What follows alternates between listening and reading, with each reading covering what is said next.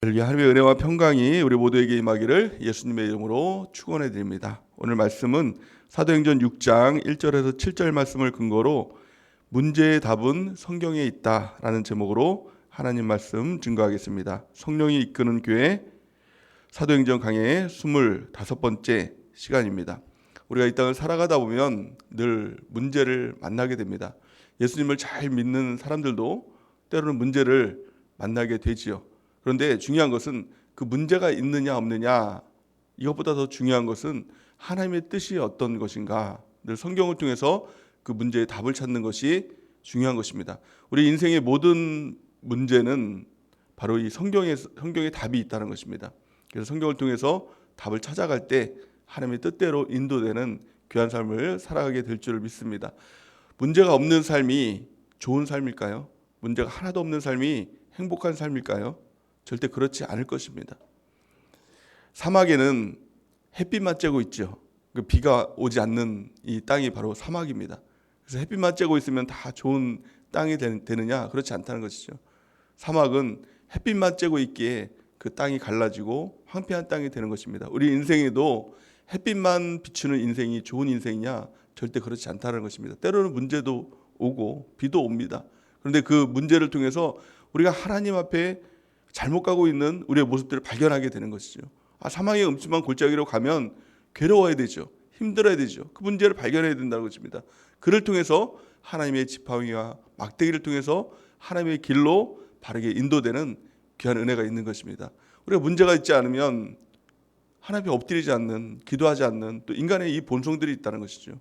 문제 앞에서 하나님 앞에 엎드리고 하나님의 길을 찾고 또 하나님께 구하게 되고 말씀을 보게 되고 하나님 앞에 더 나가게 되고 또한 바른 길로 향하게 될 때 그 길을 통해서 하나님께서는 옳은 길로 바른 길로 우리를 인도하여 주시고 그 끝은 마침내 천국의 길로 우리를 인도해 주신다는 것입니다.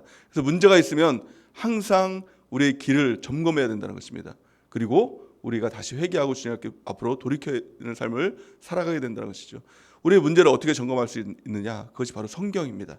성경에는 모든 문제의 답을 성경에는 기록하고 있습니다. 그래서 성경에는 문제를 숨기지 않습니다. 아브라함, 다윗, 바울 모든 사람에게 문제가 있었어요. 근데 그 문제를 다 드러냅니다. 그 죄를 다 드러냅니다. 왜 드러낼까요? 아브라함을 그냥 모범이 되는 사람, 또 성경의 기준이 되는 사람, 그렇게 우상화한다면 또 어떤 모범으로 삼는다면 그 길을 따라가면 되는 건데 아브라함에 있는 죄를 막 다 드러내요. 또 다윗도 마찬가지죠. 다윗 한 번 실수하고 죄를 지으면 그 죄에 대해서 다 드러냅니다. 왜 그러냐면 그 죄에 문제가 있으면 그 죄 때문에 마침내 무너지게 되기 때문에 또 마침내 천국의 길에서 벗어나기 때문에 그 길을 드러내고 그 문제를 해결하는 방법들을 성경은 분명하게 우리가 한데 가르쳐주고 있다는 것입니다. 모든 문제는 성경을 통해서 우리가 찾아야 된다는 것이죠.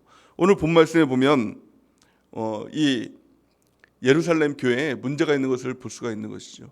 또한 이 문제를 통해서 바른 인생의 답을, 그 문제를 해결하는 답을 가르쳐주고 있는 것입니다. 그런 면에서 볼 때 성경은 인생 사용 설명서라고 말할 수 있는 것입니다.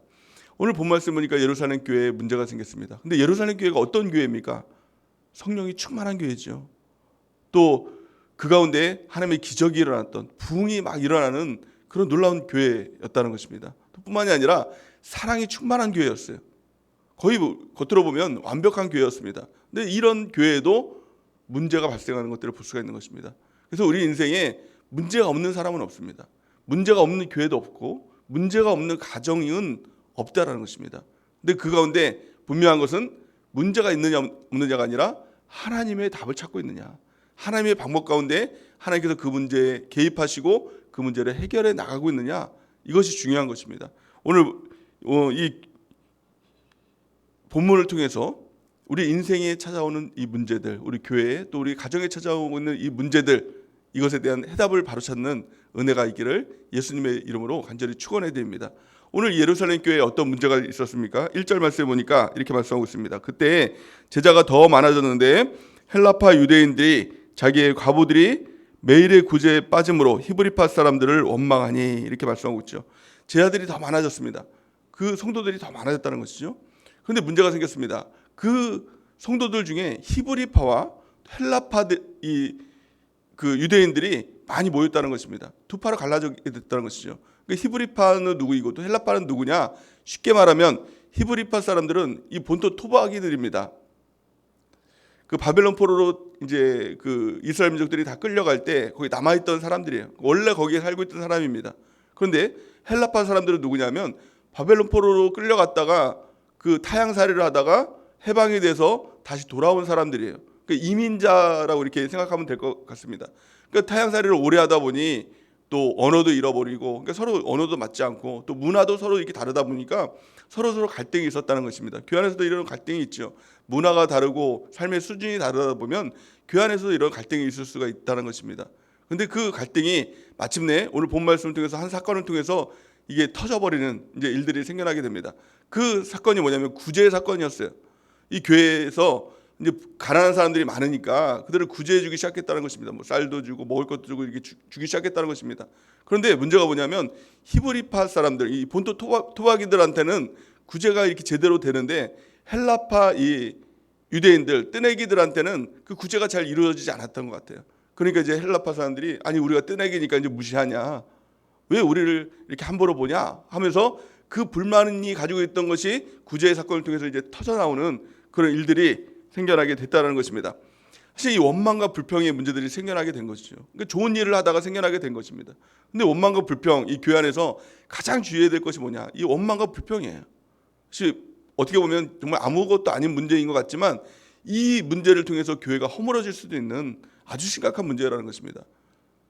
이 구약 성경에 보면 이스라엘 민족들이 430년간 종살이를 마치고 광야로 해방을 받아서 광야 생활을 하게 되죠. 하나님의 정말 은혜 가운데 그들이 해방받은 것 아닙니까? 그런데 그들이 왜 광야에서 다 이렇게 무너지고 다 죽게 되고 하나님의 심판을 받게 되느냐? 그 이유는 한 가지입니다. 원망, 불평. 이게 막 생겨나게 되다 보니까 결국엔 그것을 통해서 광야 교회라고 이렇게 얘기를 하는데 그 교회가 다 무너지는 일들이 일어나게 된 것이죠. 근데 교회에 가장 주의할 것은 다른 어떤 것이 아니라 원망, 불평입니다. 그래서 셀 안에서도 또 교회 안에서도 원망, 불평 이런 것이 생겨나면 이것이 전염이 됩니다. 내가 원망하면 또 다른 사람들이 원망하고 또 불평이 전염되는 일들이 생겨나기 때문에 이것들을 우리는 주의해야 된다는 것입니다. 아주 큰 문제예요. 예루살렘 교회, 성령이 세우신 교회, 또 하나님의 기적이 나타나고 또 부흥하는 이 교회에 원망이라는 불평이라는 이 바이러스가 심겨진 것입니다. 그러니까 이게 너무 큰 문제인 것이죠. 반드시 해결해야 될 이 문제 가운데 있었다는 것입니다. 그래서 이 문제들을 어떻게 해결할 것인가? 성경은 그 문제의 답을 우리에게 가르쳐주고 있는 것이죠. 교회에 원망하는 문제, 불평하는 문제가 생겼다면 이것은 그냥 무시하고 넘어갈 문제가 아니라 간과할 문제가 아니라 반드시 오늘 이 본문 말씀, 이 성경을 통해서 그 문제를 해결해야 된다는 것입니다. 우리 가정의 문제도 마찬가지죠. 가정 안에서도 원망, 불평이 생겨나면 그 가정은 결국에 무너지게 되는 가족이 되는 것입니다.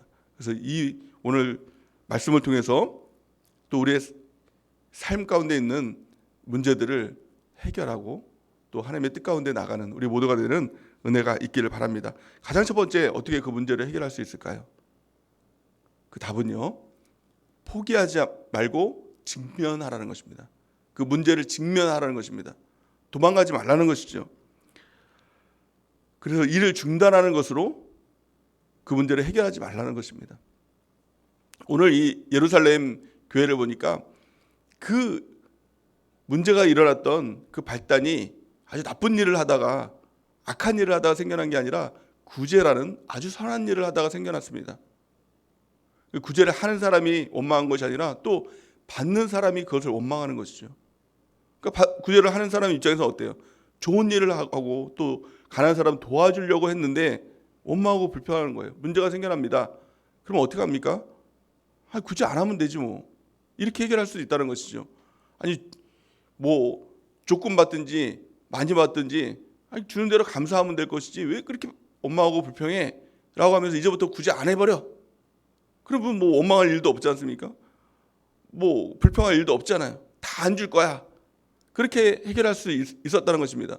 하지만 성경은 그렇게 문제를 해결하지 말라는 것입니다. 사실은 어떻게 보면 중단하는 것이 그 문제를 해결하는 가장 쉬운 방법일 수가 있다는 것입니다. 그래서 사역을 하다가 문제가 생겼어요. 그럼 사형 내려놓으면 돼. 그럼 그 문제들이 발생하지 않을 것 아닙니까? 또 가정에서도 마찬가지입니다. 가정 안에 갈등이 있습니다. 그럼 가정 깨뜨려 버리고 이혼하면 되지. 그것이 지금 많은 사람들이 해결하고 있는 방법 아닙니까? 도망가고 또 어떤 사람 간의 갈등이 있으면 안 봐버리면 되지 뭐. 서로 얘기 안 하면 될 거 아니야? 이런 것들을 통해서 그 문제를 해결하려고 한다는 것입니다. 근데 성경은 절대로 그렇게 문제를 해결해서는 안 된다라는 것을 말씀하고 있는 것이죠. 성경은 이렇게 말씀합니다. 갈라디아서 6장 9절 우리 같이 한번 읽어보겠습니다. 시작. 선을 행하되 낙심하지 말지니 포기하지 아니하면 때가 이름에 거두리라. 아멘. 성경은 분명히 말씀하고 있는 것입니다. 선을 행하되 낙심하지 말라. 때가 이르면, 포기하지 않으면 마침내 그 열매들을 거두는 때가 있다라는 것입니다. 그렇기 때문에 포기하면요, 지금까지 해왔던 모든 일들이 다 끝나는 겁니다. 다 수포로 돌아가는 것입니다. 교회 안에서 구제하는 일, 너무 좋은 일이잖아요. 그 교제를 통해서 하나님께서 성경에 약속하신 그 놀라운 하나님의 축복들이 있지 않습니까? 근데 그 문제가 생겨났다고 그것을 깨뜨려 버리면 구제의 축복은 없는 것입니다. 가정을 세우신 하나님의 이유와 목적이 있잖아요. 그를 통해서 하나님께서 이루시고자 하는 풍성한 은혜, 또 그 가정이라는 그릇에 부어주기 원하시는 하나님의 축복의 통로, 축복의 놀라운 그 그릇으로 가정을 만드셨잖아요. 근데 문제가 생겼다고 가정을 깨뜨려 버리면 하나님께서 주시는 그 풍요와 축복은 없는 것입니다. 교회도 마찬가지고 셀도 마찬가지인 것이죠. 그래서 중요한 것은 그 끈을 놓지 않는 것입니다. 하나님께서 주시는 놀라운 그 은혜, 축복의 끈을 놓지 않는 것이죠. 마귀가 하는 가장 큰 일이 무엇이냐? 그것을 깨뜨려 버리는 것입니다. 중단하게 만드는 것입니다. 그만하면, 그것을 중단하면 결국에 마귀가 승리하는 것이죠. 하나님께서 주시는 그 놀라운 축복들, 그 은혜들, 그 섭리들이 다 깨뜨려 버리는 것이기 때문에 마귀가 하는 일 중단하게 만드는 것입니다. 마귀의 일에 동참하면 안 되겠죠. 마귀의 정신과 우리는 정반대로 가야 될 것입니다. 어떠한 일이 있든지 하나님께서 주시는 교회, 하나님께서 주시는 가정, 하나님께서 주시는 그 놀라운 이 직장, 그것들을 붙들어야 됩니다. 포기하지 않고 떠나지 않는 우리 모두가 되는 은혜가 있길 바랍니다. 그래서 문제를 해결하는 데는 수고가 따라야 된다는 것입니다. 떠나면 수고도 없는 것이죠. 포기하면 헌신도 없는 것이죠. 고생도 없는 것이죠. 하지만 그것을 붙들 때 수고도 따르고 고생도 따르고 희생도 따릅니다. 하지만 하나님은 분명하게 희생도 고생도 그 헌신도 감당하라는 것이죠. 그래야 하나님께서 주시는 마침내 열매가 있고 마침내 주시는 하나님의 복이 우리 가운데 있게 될 줄을 믿습니다. 두 번째 해결의 방법이 무엇일까요? 그 문제의 산을 넘기 위해서는 우선순위를 재점검하라는 것입니다. 왜 문제들이 생겨나게 될까요? 우리 가정에, 우리 교회 안에, 우리의 삶 가운데 왜 자꾸 다툼의 문제들이 생겨나고 원망의 그 문제들이 생겨나게 되느냐? 그 원인을 가만히 바라보면 우선순위가 바뀔 때 그 문제들이 생겨나게 된다는 것입니다. 본질을 잃어버리면 사람들은 비본질에 집중하게 됩니다. 그래서 결국에는 그 문제들이 생겨나게 된다는 것이죠. 그래서 중요한 것은 본질을 잡으면 문제들은 자연스럽게 해결되는 것을 볼 수가 있는 것입니다. 교회의 본질이 무엇입니까? 우리 이 사도들의 본질이 무엇이었느냐? 그 본질이 뭐예요? 말씀과 기도죠. 말씀과 기도라는 것은 무엇입니까? 하나님과의 바른 관계예요. 그래서 모든 관계는 하나님과 나와의 관계가 바로 본질이다라는 것입니다. 그래서 모든 문제의 발단이 뭐냐? 왜 그 문제들이 생겨나게 되느냐? 그 문제의 핵심은 하나님과 나와의 관계가 무너지면 이웃과의 관계는 무너지게 된다는 것입니다. 원망 불평의 문제들이 생겨나게 된다는 것이죠. 그러니까 예수님께서 우리 가운데 분명한 계명을 주셨죠. 대계명을 주셨죠. 그 계명의 가장 첫 번째가 무엇입니까? 마음을 다하고 뜻을 다하고 목숨을 다하여 주 너의 하나님을 사랑하라. 이것이 첫째 되는 계명이다. 이 계명을 놓치면 내 이웃을 내 몸과 같이 사랑하라. 이 계명도 무너지게 되는 것입니다. 그건 둘째 되는 계명인 것이죠. 그러니까 반드시 첫째 되는 계명을 붙들어야 됩니다. 모든 삶에 있어서도 마찬가지고 모든 가정에 있어서도 마찬가지고 모든 교회에 있어서도 마찬가지고 본질이 무엇입니까? 하나님 사랑이라는 것입니다. 하나님과의 관계의 문제라는 것이죠. 하나님과의 교제가 바르게 되고 있느냐, 이것을 점검하라는 것입니다. 오늘 이 예루살렘 교회에 문제가 생겼을 때 사도들이 가장 잘한 일이 무엇이냐? 본질을 붙들었다는 것입니다. 하나님과 나의 관계가 바르게 되고 있는가? 이것을 점검했다는 것입니다. 그래서 오늘 본 말씀을 보면 뭐라고 말씀하고 있습니까? 2절에서 4절 말씀 같이 한번 읽겠습니다. 2절에서 4절 시작. 12 사도가 모든 제자를 불러 이르되 우리가 하나님의 말씀을 제쳐놓고 접대를 일삼는 것이 마땅하지 아니하니 형제들아 너희 가운데서 성령과 지혜가 충만하여 칭찬받는 사람 7을 택하라. 우리가 이 일을 그들에게 맡기고 우리는 오로지 기도하는 일과 말씀 사역에 힘쓰리라 하니. 아멘. 그들은 문제의 원인을 바르게 진단을 했죠. 바르게 발견했습니다. 분별력을 가지고 바르게 그 문제를 파악했다는 것입니다. 2절 말씀이니까 12사도가 모든 제사를 불러 이르되 우리가 하나님의 말씀을 제쳐놓고 접대를 일삼는 것이 마땅하지 않도다. 접대가 나쁜 것이 아니라, 굳이 하는 일이 나쁜 것이 아니다. 그런데 문제는 뭐냐? 하나님의 말씀을 제쳐놓고 해요. 그래서 그들이 했던 것이 무엇이죠? 4절 보니까 우리는 오로지 기도하는 일과 말씀 사역에 힘쓰리라 하니, 먼저는 하나님과의 관계를 바르게 하겠다. 오로지 하나님께 집중하겠다. 하나님 바라보겠다. 이것이 문제 해결의 본질인 것입니다. 우리 삶의 모든 문제를 가만히 바라보세요. 왜 문제들이 생겨나게 되나요? 왜 우리 마음 가운데 두려움의 문제들이 생겨나고, 염려의 문제들이 생겨나고, 또 사람과 사람 간의 갈등의 문제들이 생겨나게 되고, 또 심지어는 우리의 삶 가운데 가난의 문제들이 생겨나게 되고, 또 질병의 문제들이 생겨나게 되고, 그 모든 문제들의 핵심은 영심의 말씀을 통해서, 주일 말씀을 통해서 주셨던 것처럼 내가 그 길을 가는 거예요. 내가 사망의 음침한 골짜기로 가는 거예요. 사망의 음침한 골짜기로 가는 것이 뭐예요? 목자와 멀어지는 것입니다. 그것이 사망의 음침한 골짜기로 가는 것입니다. 그럴 때 바른 본질은 뭐예요? 목자 따라가는 것이죠. 목자 바라보는 것이죠. 목자 어디 있지? 그 관계를 바라보게 되고 목자의 친밀한 가운데 가는 것. 그게 무엇입니까? 말씀과 기도예요. 말씀과 기도라는 것은 단지 내가 말씀 안 읽었구나, 또 기도 안 했구나, 기도 1시간씩 해야 되는데 안 했고, 말씀 내가 10장씩 읽기로 했는데 안 했고, 행위의 문제가 아니라 관계의 문제라는 것입니다.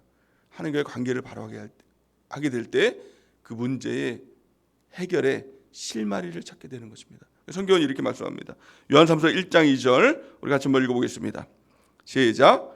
사랑하는 자여, 내 영혼이 잘된 같이 내가 범사에 잘되고 강건하기를 내가 간구하노라. 아멘. 우선순위는 분명하게 있다는 것이죠. 우선순위가 무엇입니까? 내 영혼이 잘된 가치예요. 내 영혼이 잘된 가치, 내가 범사에 잘되고 강건하기를 내가 간구하니라. 그러니까 내 영혼이 잘되면 범사가 잘되고 강건의 축복이 있는 것입니다. 영혼이 잘 안 되면 범사도 안 되고 강건의 축복도 없는 것이죠. 영혼이 잘 된다는 것이 무엇입니까? 그것은 하나님과의 관계예요. 하나님과의 친밀함이에요. 우리 이것을 회복하는 은혜가 우리 가운데 있기를 원합니다. 내가 양임을 할 때, 양인 것을 깨달을 때 목자의 관계, 목자만 따라가는 것, 이것이 내가 살 길이구나, 이것을 우리가 깨닫게 되는 것이죠. 예수님 우리의 선한 목자가 되십니다. 우리를 이끌어 가십니다. 우리는 그 주님만을 따라가는 것, 그렇게 말씀과 기도, 거기에 우리가 힘쓰는 은혜가 있기 바랍니다. 영성 관리, 이것은 하나님과의 관계의 문제인 것입니다. 그래서 우리의 모든 삶의 문제가 있을 때 나는 하나님과의 관계가 바르게 되어 있는가, 이 우선순위를 바로 하게 되고 본질에 집중하며 주님을 따라가는 그 은혜가 있길 바랍니다. 그러면 모든 문제가 해결되는 귀한 축복이 있게 될 줄 믿습니다.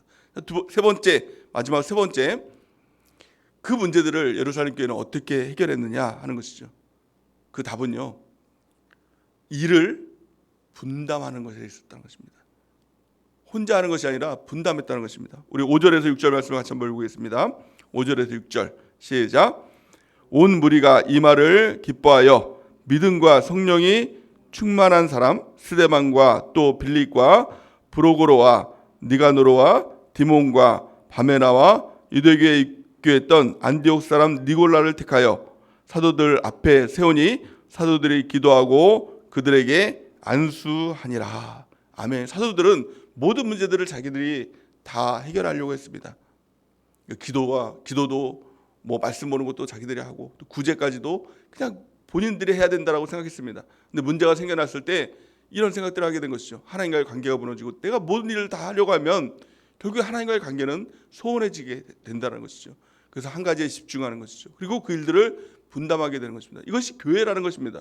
교회는 어떤 사람, 한두 사람이 그 교회를 이끌어가는 것이 바른 교회가 아니라는 것입니다. 교회는 함께 가는 것입니다. 그래서 사역도 함께, 봉사도 함께, 그 일들을 분담하는 것입니다. 함께 해야 그 교회의 능력들이 생겨나게 되는 것이죠. 성경은 한 사람이면 패하겠거니와 두 사람이 맞설 수 있나니 세 겹줄은 끊어지지 않는다라고 말씀하고 있는 것이죠. 교회의 능력은 함께입니다.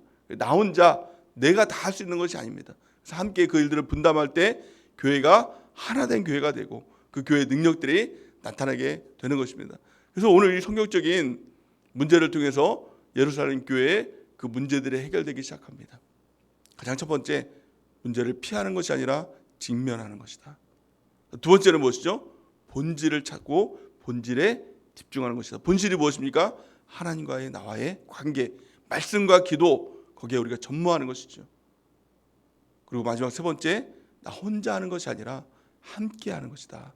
이것을 우리가 깨달을 때 그 문제의 답을 발견하게 되고 그 문제는 다 해결하고 깨끗하게 해결되는 역사가 나타나게 되는 것이죠. 그리고 어떤 일들이 일어났습니까? 7절 말씀 우리가 한번 읽고 있습니다. 7절 시작.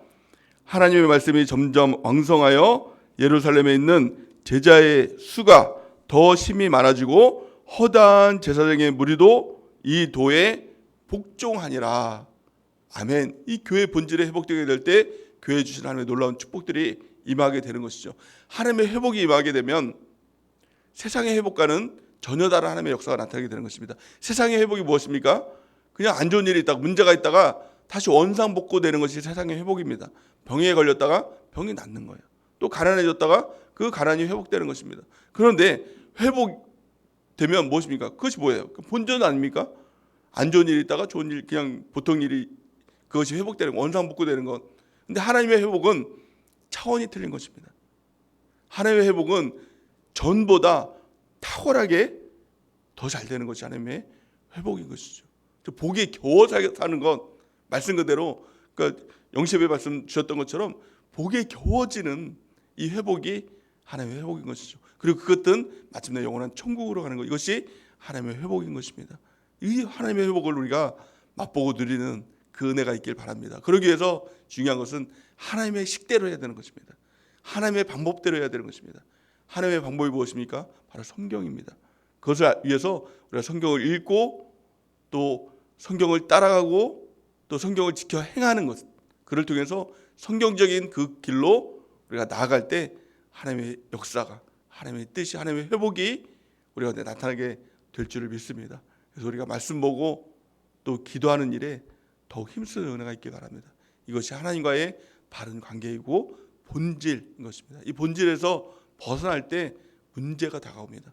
그 문제가 다가오는 것은 결국에 무너뜨리고 죽이기 위해서 다가오는 것이 아니라 바른 길로 우리를 인도하기 위해서, 깨닫게 하기 위해서 하나님께서는 그 문제의 길로 우리를 사실은 유기하는 것이죠. 방치하는 것이죠. 너가 깨닫고 돌아오라라는 것입니다. 하지만 사망의 엄청난 골짜기로 달릴지라도 하나님의 지팡이와 막대기를 통해서 우리가 깨닫게 될 때, 바른 길로 가게 될 때 우리 가운데 주신 놀라운 하나님의 축복의 약속의 말씀이 우리 가운데 그대로 성취되고 또 하나님의 그 은혜가 우리 가운데 흘러넘치게 될 줄을 믿습니다. 그 은혜가 우리 가운데 있기를 예수님의 이름으로 간절히 축원해 드립니다. 우리 같이